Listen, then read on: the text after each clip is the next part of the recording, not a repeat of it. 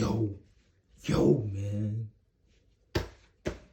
Yo, man. What's good with y'all, boys? It's your boy, Forever the Fetty Fitness.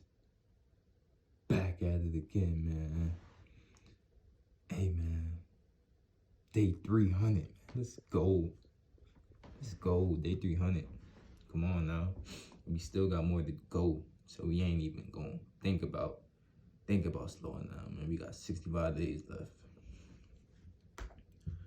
Finna just get this going, man. Ain't too much to say. Start to the idea that the spoils in life share with a friend. We growing every day, man. I think you'll come up with the same solution I arrived at.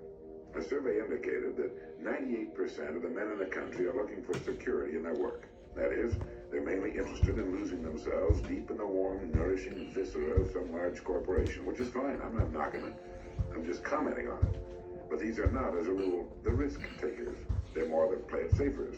And while they can have good and successful careers all their working lives, the chances are against they're hitting the big jackpot.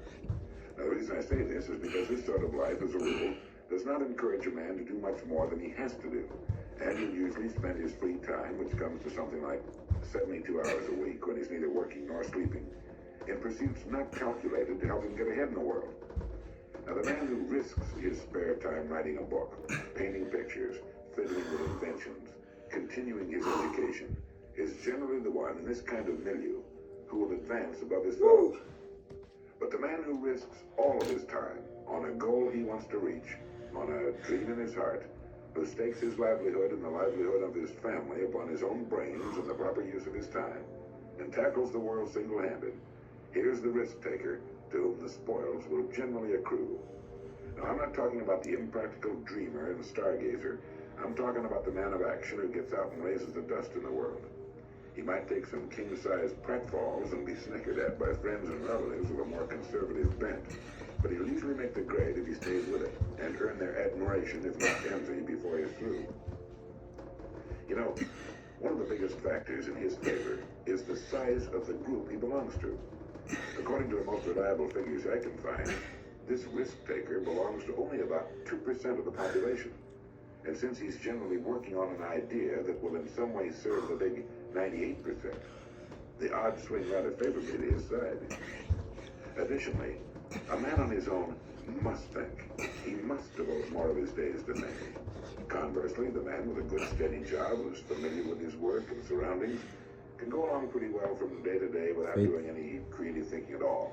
And as I said, we have a tendency to do no more than we have to. Anybody who spends a good deal of his time thinking is going to come up with a good idea once in a while. The law of averages is definitely on his side. And if you think about it a minute, you realize that he only needs a few, maybe only one really good idea to make it big. Now, the more you think about it and analyze it, the more it makes you think that what appears to be the risk taker really isn't nearly as big a risk taker as you might imagine. The cards are stacked pretty well for him from several important standpoints. But as I said in the beginning, the spoils definitely go to the risk taker. Life is full of hidden contradictions. One is that the man who thinks he's playing it safe really isn't. And the man who seems to be taking the greatest risks, considering the law of averages, is playing it safest. People who do well in the world, being creative and willing to take a calculated risk, are people who manage to overcome the fear of laughter. Anytime you attempt anything in which you risk failure, you run the risk of having people laugh at you. A college professor worked many years on an invention. He tramped all over New England trying to interest capital in his device for making the human voice travel along a wire. The people laughed at him. It was, of course, idiotic, they said, to suppose that the human voice could be carried along a wire and heard for many miles or even for a single mile. But our old friend and benefactor Alexander Graham Bell could not be laughed out of it. And every time we pick up the telephone, we salute the man who stayed on course despite the laughter. Millions of people laughing in derision could not hurt us an iota, but we stand in mortal terror of it. Men and women who can prove themselves heroes in great crises tremble before derision. It's a queer quirk of human nature we probably develop as children. It has cost much. It's changed the history of the world. Sometimes the price of a laugh has meant the slamming of a door of fame and fortune or even immortality. Elias Howe invented the sewing machine, but it nearly rusted away before the American women stopped laughing about it and could be persuaded to make use of it. With their sewing done so quickly, they argued, what would they ever do with all their spare time? So a biographer paints a tragic picture. The man who had done more than any other to lighten the work of women was forced to borrow a suit of clothes on an occasion of a public appearance. Men are as bad as women when it comes to resisting new ideas. The 26F. typewriter had been a demonstrated success for years before businessmen could be persuaded to buy it. How could anyone have letters to write, they argued, to justify the investment of $100 in a writing machine?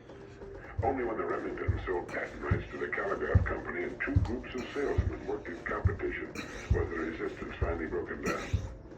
Xerography faced the same kind of problem when it was first introduced, and other inventions have had similar battles.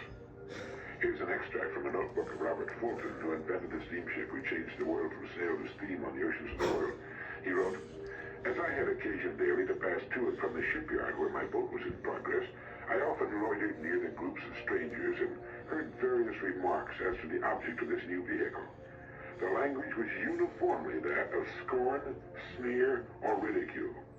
The loud laugh often rose at my expense, the dry jest, the wise calculations of losses or expenditures, the dull repetition of Fulton's folly.